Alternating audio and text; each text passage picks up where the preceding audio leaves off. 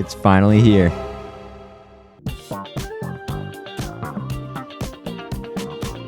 Oh my god. It feels so good to get back to editing. I have just been non-stop game development for the past 2 months. Seriously, I have over 500 gigabytes of footage. And since there's been quite a bit of progress between this and this, I should go ahead and get started. Now, if you haven't seen the last video, which if you haven't, you should go watch it, I'll give a little bit of context. About a year ago, I began work on a game that I called Black Space. The idea was an NES-style horror game where you played as an astronaut trying to escape a ship while being chased by a monster.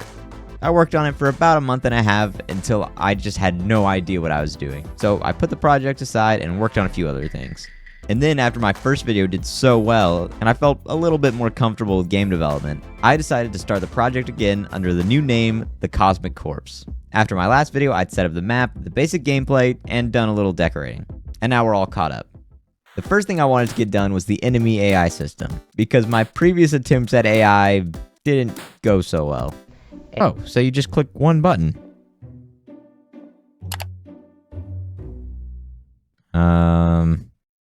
So I went and found a simple tutorial. And after watching it for a little bit, I decided there's a better way to do this. Hippity hoppity, your code is now gone? But after going through what I did watch of that video, I figured I have enough information to make my own AI system. So I booted up a test world and got to work. And honestly, it wasn't too difficult. It's definitely not the smartest AI. It's, not very intelligent. All I did was make the enemy select a random waypoint and go to that waypoint. And once it got there, it chose a new one, and so forth. And whenever the player gets within a certain distance, it'll stop chasing the waypoint and chase the player at a slightly faster speed. And that was it. It was pretty easy. Next, I needed a model, because the bean is, well, not very menacing. So I attempted to make my own model. And just looking back at the footage, what the hell is this? So I was not gonna be able to make my own model for this, which left me with pretty much one option: to either find a free model on the asset store or buy one. So to distract myself from that problem, I went and worked on other things, like building out the rest of the map, which is almost identical to the original map I drew when I first started working on the game. I also redid the lighting system. I messed around with baked lights a little bit, but that'll be a project for another game. After working on those distractions, I came back to the issue of the model, and I tried several things, but it just wasn't working how I wanted it to. So with the busy month I had coming up and the burnout on this game, I decided to push it aside, but still try and think about what I was gonna do. I did not think about the project at all. I essentially just took a month-long break. But finally, after scrolling through several websites, I found the model that perfectly fit the style and the lore I was going for. And thank God it came with a walking animation, because I tried to make one of my own, and it was horrible. And then I just copied the code from the test project, and bam, it was in the game. But then there was the issue of enemy number 2. I knew from the beginning there was going to be 2 types of monsters. One that you might see a few of or in multiple places, and another that you rarely see and is kind of the big bad. The issue was I had no idea what I wanted this thing to look like. So I brought out paint.net and started sketching. And I realized I was getting nowhere. I mean, what is this? So I just hopped on Blender. I made a sphere and pulled out the sculpt tool and just went to town. And in the end, I came up with this thing, which honestly, I'm pretty happy with. I even made it this really cool oil slick material, but sadly I wasn't able to use it. I did notice in my game, whenever I look at it, my frames drop significantly, but that shouldn't be a problem. Then in Unity, I got the material to rotate slowly to give it this liquid moving effect, which I think looks really good. Now, as I said before, this enemy won't be seen very much, but I did know I wanted one scripted chase scene, so I began work on the animation. And as I've also said before, I'm not very good at animating, so I do what I always do when I get discouraged. I pushed it aside and worked on something else.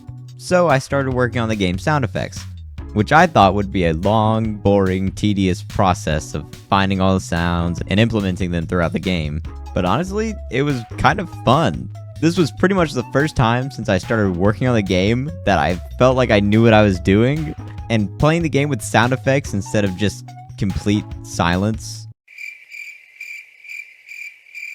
gave me a lot more hope for this game, so I was much more motivated. But finally, I'd been dreading it long enough, it was time to make the animation for the monster. You see, the thing about animation is that unlike code, which I can write as sloppy as I want, as long as it works, it works.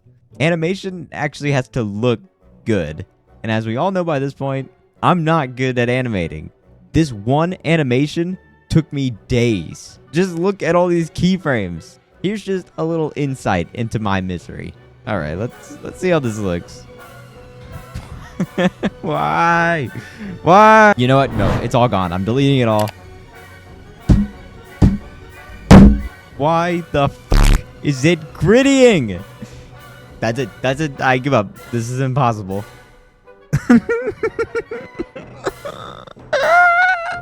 You know what? I'm calling it there. That is as good as it's going to get.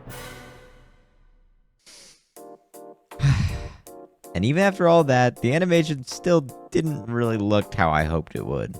No matter how hard I tried, it just didn't quite look right. But I'd worked on it long enough, I felt like it was time to move on. So after that, I went back to map decorating, which I'll talk about this a little bit more later, but let's just say this is something I really need to work on in the next game. And I even added these papers around the map that would tell you how to play and give you some lore hints. They certainly caused me some bugs, but overall it wasn't too bad. Most of the assets I found on Sketchfab, which are all in the credits. This is also when I learned how to switch view modes in Unity so I could see all the vertices. Remember those frame rate issues I was having? Yeah, do you see the problem here? So I did a few things just to help with the optimization of the game. And that led to a pretty big turning point in the production of the game. Because I was so close to finishing the game, I just found myself not knowing what to work on next. So this is the first time I actually made a schedule of what to do day by day. So these were the last few things I needed to do. First, I added the actual end to the game, where you run through the final door and get onto the escape pod. Then I worked on the final cutscene, which you'll have to beat the game to watch. Then I made the start menu and the credits. And before I sent it off to some playtesters, I fixed 2 of the main bugs. Once I got the feedback from the playtesters, I fixed a few more bugs, added a couple features like the kitchen and bedroom being safe rooms, and added a few more Easter eggs.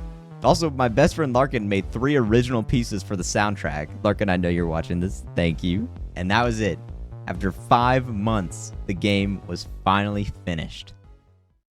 Now, before I wrap up the video, I just have a couple more things to say. First of all, the game is out. It's released on itch.io. The link will be in the description. I encourage you all to play it and go look for the lore Easter eggs I put in there, and then come and discuss your theories on my Discord. Now, for my thoughts on the game itself, I'm very happy with it.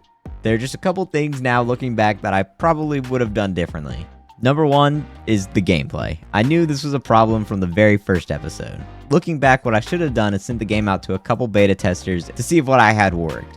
And then I could have improved upon it with their feedback. I think that would have made the game a lot more fun to play. And second is the map design. Look, when I first started this game, I had a vague idea of how the map would look. So after struggling for hours trying to decorate the first room, and then realizing I had 6 more rooms to fully decorate, I got a little lazy as I went on. Some of the rooms look really good, but others, I just kind of threw some stuff around and hoped it looked okay. But other than that, the game turned out just how I wanted it to. And lastly, I just want to give a thanks to my friend Larkin, who made the music for the game completely free, and also my friend Pondev, which I could not have made the game without. Anytime I had a bug or some coding issue that I couldn't figure out, I would just spam message him, and then he'd get back with a solution that worked every time. So thank you, Pondev. He's actually got a game that he's working on that I believe you can wishlist on Steam right now. So if you can, I'll link that in the description. And lastly, I just want to thank all of you for watching. I've had a blast making these videos. I'm not sure how much longer I'll be able to make them because college and life is coming at me faster than I thought it would. But I've had an amazing time making these videos, and I really appreciate all of your support and your nice comments. And I hope to see you all again in the next video. Subscribe.